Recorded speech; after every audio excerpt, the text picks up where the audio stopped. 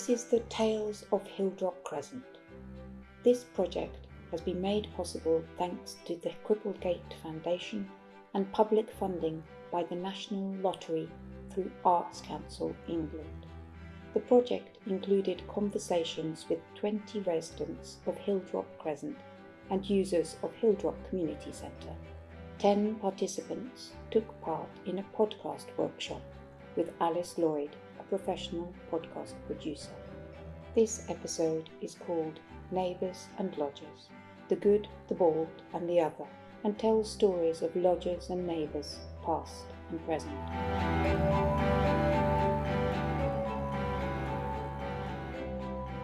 I used to work at the college down Camden Road there. This is in the students' rooms out and make their beds there. Where did I teach physics? At Queen Mary University of London. I was an architect and then I moved to the UK to do architectural history. That's why I teach now at university.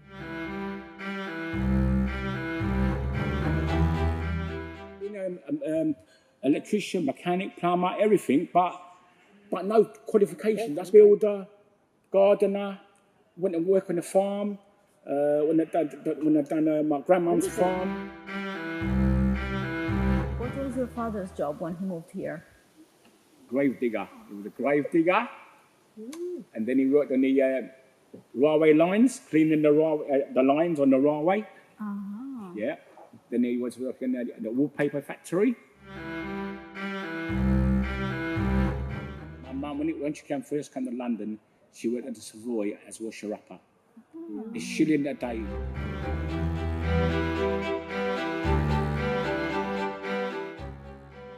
One Hilldrop Lane, Islington. When they moved in, Dad had to remove the mangers from the stables to make it into his garage. My grandparents were separated, but she ran the house, and she also worked in. She ran his kitchen. He had a cafe in Camden. Okay. And she would, and my mother were in the kitchen there. My grandfather ran the restaurant. So he said he studied architecture. Okay. And then at some point he just moved to do this artsy thing, and he ended up, so he used to go to Blackfriars to sell his drawings. Interesting. We had two Anthonys on the road at different times, but you both had stories about your childhood around the area and about lodgers. It was my grandfather, and then a whole load of tenants who, one by one, they moved, or we helped them move out, or some of them just went of their own accord. One of them was a complete nutcase. His room was about this size, and all around it, he had nailed into the wall. He had clothing hanging on all of it, and then you had to work your way around a sort of maze of piles of newspapers and magazines piled on top, and then piles of clothing and all that. I'm glad to hear the tradition of the eccentric tenant in Hilldrop Crescent has continued right up to the end. Oh, you've got one. Well, many a story from me mum and dad. I was too young now to remember, but they told me a lot of stories later in life about the tenants they'd had here. So we were in 59 to begin with. I'm not sure we just had a top floor flat. There might have been a room they let out or sublet. And then we moved to number 4. And then there were more rooms there, and they used to let out a couple or 3. And there were all sorts of characters, we had one guy who it turned out was two-timing his girlfriend. And the mother came round and knocked on the door one day and told my dad, that he had been a very naughty boy and she was coming to sort him out. And my dad said, well, he is in if you want to talk to him, because she seemed quite genuine. She was absolutely, in bits, apparently. And he took her upstairs, and by the time they got to the room, he'd already, done a runner, and the back window was open, and he jumped out the window and ran away through the garden somehow. I don't know how he got out the other end, but he got away. And we had one tenant who did a flit in the middle of the night, about 3 a.m, to avoid paying the rent, and left the front door wide open so the following morning, because he didn't want to bang the door in case it would, as he was leaving, in case it would alert me mum and dad. So he left the front door wide open.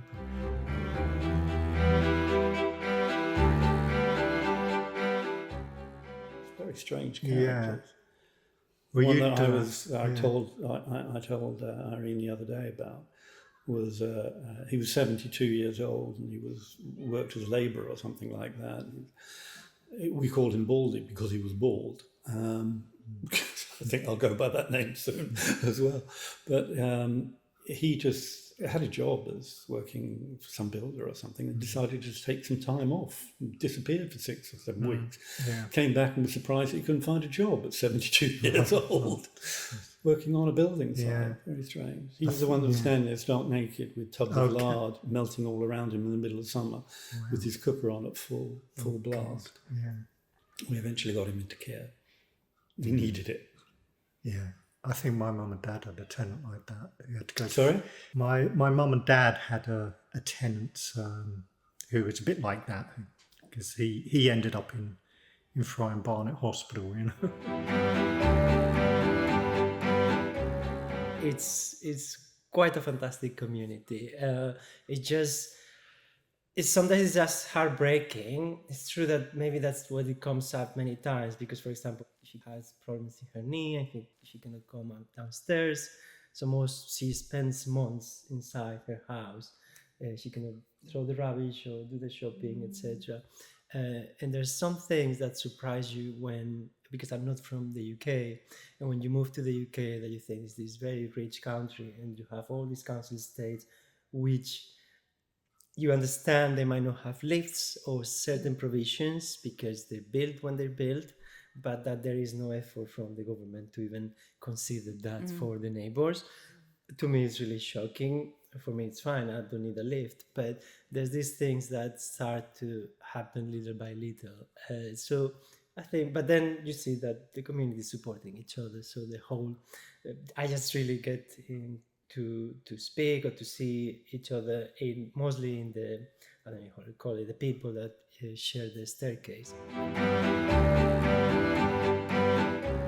But yeah, I mean, there was people coming backwards and forwards here all the time. I think the mobility was massive, in those days, and people were just... And clearly, even in the 80s, it wasn't that different. I only knew about the tenants when I came here to take care of my grandfather. I didn't know anything beforehand. Yeah. I knew that there were tenants here because my grandmother was staying here. I knew that they rented it out, but that's all I knew. Yeah. I never saw them when I was here. I just would come here and she had horrible dogs. That's what I remember. She had horrible bulldogs. And just slobber all over the place. I've always liked the idea of sharing a house and having big communal meals, and I did that for a short time when I was much younger, and it all seemed really good fun. And then I tried doing it when I was the person who owned the house and was responsible for everything. And, it wasn't so much fun anymore.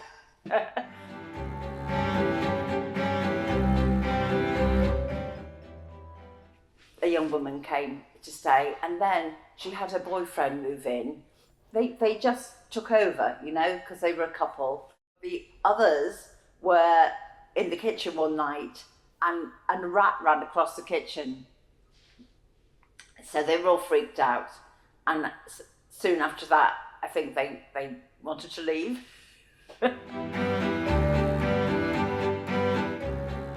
Thinking,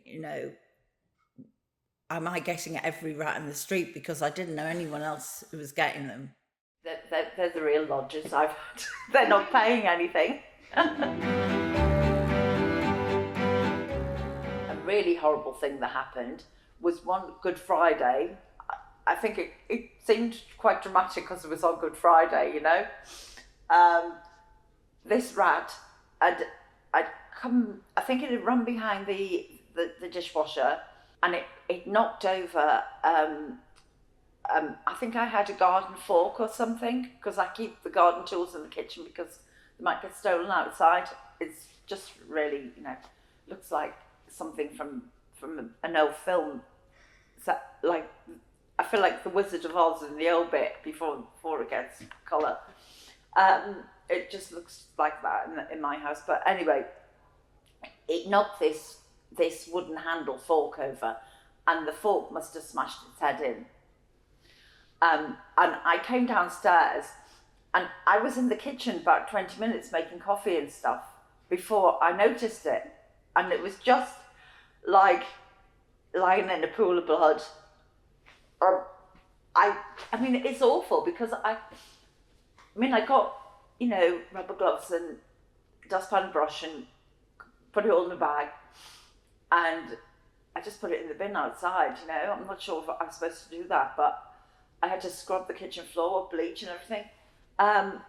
But you just have to deal with it.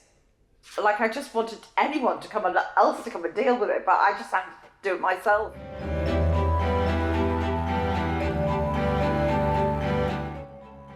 What about Neighbours? Both of you, do you want to talk about it? I'll let you take this one. Wow. I'm not sure how much I can disclose, because I'm not trying to get people arrested.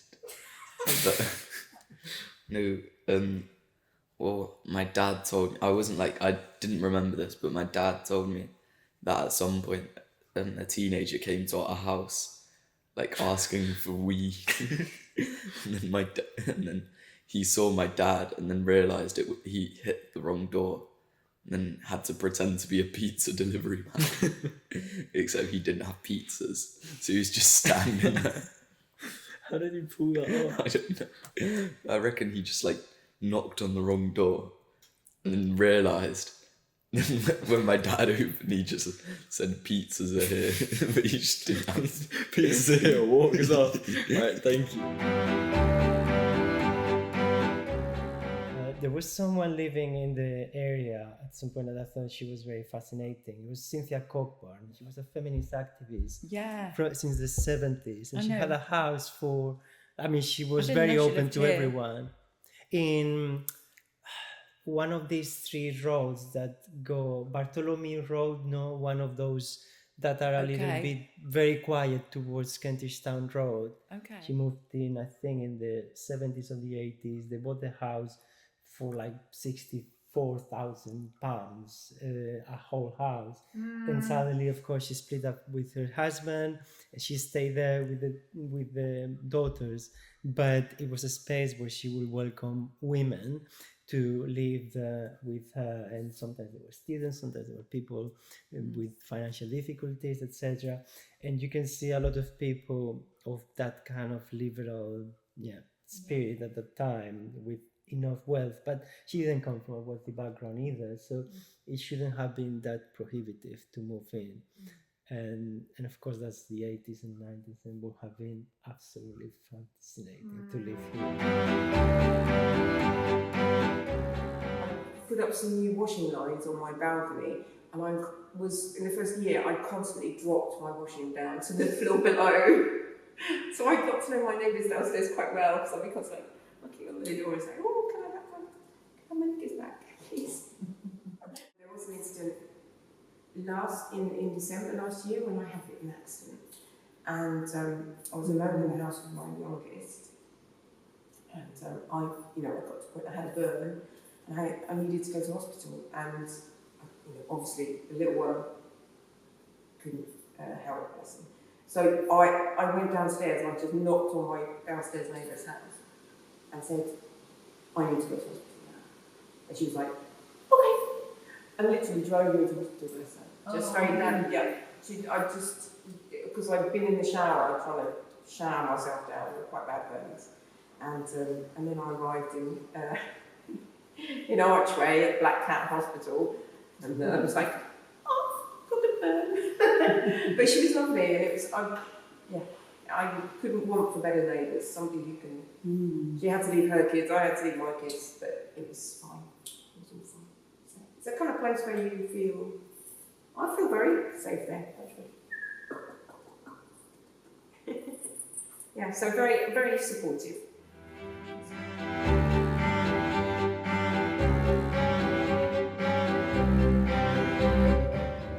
Right, Robbie was actually very kind in welcoming me, but and the first thing he did, so the very first day I moved in, he came downstairs and he gave me like an envelope with the keys of his home. Oh. And I felt I couldn't say no, but at the same time, he told me like maybe social services come in or someone needs to come in and I cannot open the door, and I just want to make sure they have someone else. So, and then he started to be very noisy at night. I think he had some problem with hearing. He had the radio very loud. I could hear all the songs one after the other. He also had lots of problems sleeping, etc. So I knocked on his door, I tried to speak to him, and he started to be a bit annoyed because of that. At some point I gave him like some drawing material as a way of compensating for me being annoying, saying, please, can you get it down? But at some point he got very annoyed, so he actually came to my place and asked me for the keys back, and I thought like, I crossed the line. So that was quite sad. But coincidentally, and it was very odd, but he told me of someone who had taken care of him, so he gave me the name, and I got to speak to this person, and she told me all that had a little bit more of the background, so I could understand all what he was doing. It's not like this person who had taken care of him at some point, that sometimes he had this kind of like artistic moments, and he started decorating the whole of the building. The council had posted some notices on his door saying that he had not paid for the rent. I was thinking like, I just leave him alone, because like, they take care of, like they're aware of what are his circumstances. So yeah, it's a bit heartbreaking for many reasons, because also generally it tells you that the system doesn't work. It's very important these things are happening, really. Like, it just changes the whole environment, the story of the state. It's one face by one face, isn't it? Yeah. It's just one face, and it takes time. It takes time to make a community. It's like when they put these big flats, like huge amounts of flats in one place. You can't make I mean, however much architecturally they're beautiful and they have communal spaces and walk-throughs and shared areas, it takes time.